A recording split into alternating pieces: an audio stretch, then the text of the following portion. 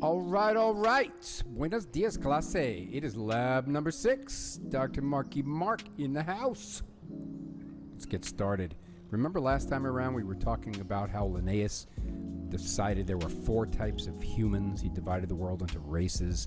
And we saw that he failed miserably because there's no one biological feature that distinguishes any race.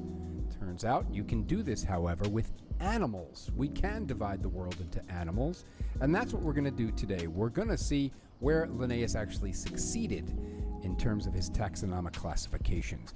Now, what Linnaeus did is what we're going to do, just not with people, but with animals. We're going to divide the world into different groups based on their primitive traits and their derived traits. Let's go back to the first one, primitive traits. These are old, commonly shared characters. This would mean something like bones. Lots of animals have bones. For example, humans, birds, reptiles, we all have bones.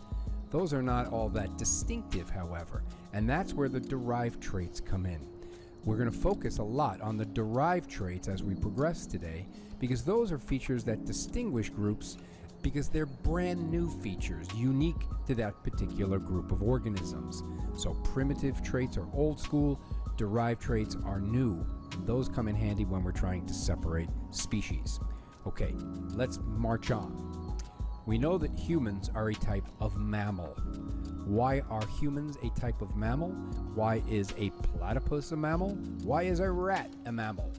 It's because we share primitive mammalian traits. In other words, every mammal has these features. What are the features that all mammals have in common? Lactation. That's where the word mammalian comes from. Mammals have mammary glands, little boobies, and they feed their young. Number 2, all mammals have warm blood. Our body temperature doesn't fluctuate depending whether it's sunny or cold out. Our body temperature is always the same. And lastly, all mammals have hair. Some of us have lost our hair, but you get the idea. Mammals have hair. A chimpanzee, you, a rat, a lion.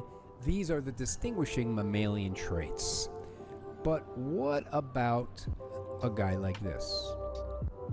You're like me, you're interested in fossils. How do you know if this is a mammal? Well, it doesn't have hair, not anymore. You can't tell if its temperature was constant. There's no way to stick a thermometer in this thing, and you certainly don't know if it had boobs. So we're going to look at one feature in particular today. We're going to look at its teeth. One important mammalian trait, primitive mammalian trait, that all mammals share is specialized teeth. This is the jawbone of a dog, the upper jaw of a dog. And you can see the different teeth on the top part are shaded differently, and they're not all the same. It's not one standard tooth like a shark. These teeth up front are for cutting, for shearing. The canine tooth is for scaring and killing, and then you've got these carnassials or premolars. They have this cracking job to do, and then the molars have their grinding job to do. This is something that every mammal will have. All mammals have specialized teeth. So when you find a skeleton, or if you're confronted with one on a quiz today, look for different kinds of teeth in its jaw. If the teeth are all the same, it's not a mammal. If they are different, then you've got a mammal. Here's a quickie. Tell me, is this a mammal? Let's look at those teeth. Those teeth look like they're exactly the same. So that is not a mammal. That would be a crocodile or a dinosaur or something like that. A piranha. What about this? My buddy sent me this picture. He's like, what is this? He was in Kenya this 10 years ago. But ooh, look at that. That's a canine tooth. And these are different kinds of teeth. Those are carnassials. So, yep, you got yourself a mammal. Not a reptile, not some kind of dinosaur. This is a mammal, which means it used to have hair, warm blood, and lactation, right? That's how it fed its babies. So yeah, when we're digging up fossils or when we're playing around in the lab, we can classify animals based on their primitive, but also their derived features. So if I ask you, are humans mammals? All you got to do is look at your arms. If you have hairy arms, you answered the question. Look in the mirror. You have hair, you got boobs, you got warm blood. There you go. You are a mammal. Even easier, just look at your teeth. It's different kinds of teeth. All mammals have specialized teeth. Here's just a little sample. You got a rat, a mouse, a lion. There's you. Do all these guys have hair, lactate, all that stuff? Yes, they all have the specialized teeth. But we're going to subdivide this today based on some of the derived traits that these guys have. Now you'll notice that humans are mammals, but we're a certain type of mammal that's called a primate. Primates are mammals, but they have some derived features that distinguish them. What makes a primate different from every other mammal, like a bear or a dog? Look at the hands. This is a chimpanzee. Grasping hands. Your bear can't do that. Your dog can't do that. They have a paw. All primates have an opposable thumb. All primates, not just you. What that means is you can take your thumb and put it in opposition to all of the other fingers. You can touch your thumb to your pinky. Try that. Yeah, look at that. This way you can pick berries, you can pick bugs off the ground, whatever. Opposable thumbs, standard issue for every primate. Fingernails, uñitas. We don't have claws. All primates, monkeys, lemurs, humans, chimpanzees, gorillas, everybody's got fingernails who is a primate. It's made of the same material, by the way, as claws, but they're just flatter, and it's nice. They allow you to pick your nose, they allow you to scratch your back, they allow you to close your hand completely and hold objects like a bug inside. One other thing I want to teach you about primates, and you probably learned this in class, primates all have stereoscopic vision. What do I mean by that? Look at this monkey's eyeballs. They're not on the side of its head the way like a zebra has its eyes on the side, or a camel, or a mouse. The eyes are facing forward, so they see the exact same image, but they're slightly off from each other, right? They're phase shifted, so the monkeys and the apes and the primates see better than other types of creatures. And because vision is the primary sense in primates, we protect our eyes. Humans are different from cats. Notice there's a little gap there in the cat's skull.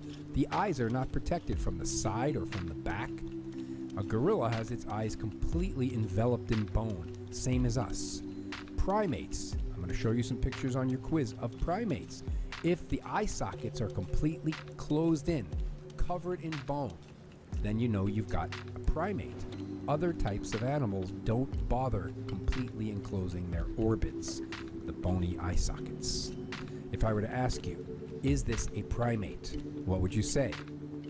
Well, the first thing you do, you zoom into the eye sockets, the orbits. This is where they would be, and then you look and see if they're completely enclosed. I see it's not. This, by the way, is a dog skull. Dogs are not primates. They're mammals. They have hair, and look at that, specialized teeth, but they're not primates. Primates include humans, the apes, monkeys, lemurs, those guys. Here are some primates. Look at the skulls. The orbits are completely enclosed with bone. None of that opening business. Got that?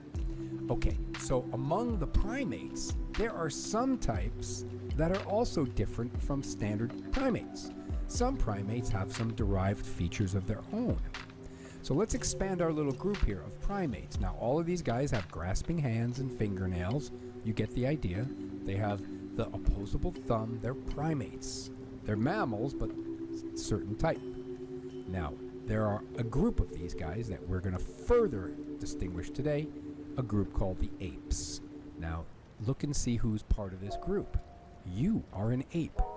You're a primate, but you're a certain type of primate, an ape.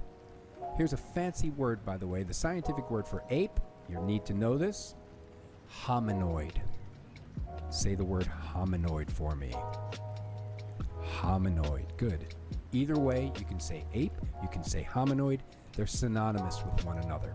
Here are the apes that I want you to know. This is what we talk about in my class. There are 5 of them.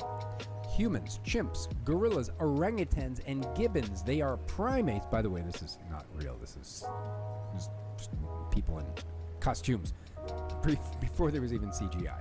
But these are a certain type of primate. What makes apes different from other primates? Look at Mr. Chimp. No tail. If you see an animal, a primate with no tail, you've got yourself an ape. If you see it hanging from its arm, this is something monkeys can't do. The suspensory shoulder is unique to apes. It's a derived ape feature, and it allows us apes to hang. Instead of scampering on top of a branch, we can hang on to the branch and feed on things that nobody else can get to. And this is something that monkeys cannot do. So apes have these two features. Hominoids actually have these derived features then. No tails, suspensory shoulders, and there's one more thing I want to go over. They have this special tooth. It's called a Y5 molar. If you look in the mirror tonight, look at the back of your teeth, count the number of cusps on your teeth. On the top is a monkey tooth, a baboon. On the bottom is a chimp, but it might as well be your tooth because all apes have the same type of tooth. Count the number of cusps on that bottom tooth. 5 cusps, and between the cusps is this channel that looks like the letter Y, the deep channel that runs between those cusps. If you find a tooth that has the Y5 pattern, it's an ape, even if it's millions of years old. This is something only found in apes. It's a derived ape feature. Notice the monkeys only have 4 cusps. If I show you a picture of a tooth later on your quiz, you should be able to distinguish ape teeth from monkey teeth. Got it? So, that's what we're going to do this time around. I have a few assignments in store for you. There's that wonderful quiz I just threatened you with. Make sure you brush up on the primitive and the derived features, especially the derived features of mammals and primates, and then the ape features as well. But then there is a fun media assignment where I'm going to send you on a scavenger hunt looking for pictures and then telling me a few things. So see if you can figure out how to make a collage and then annotate it with a little description, and you'll be money. Okay? Smell you later.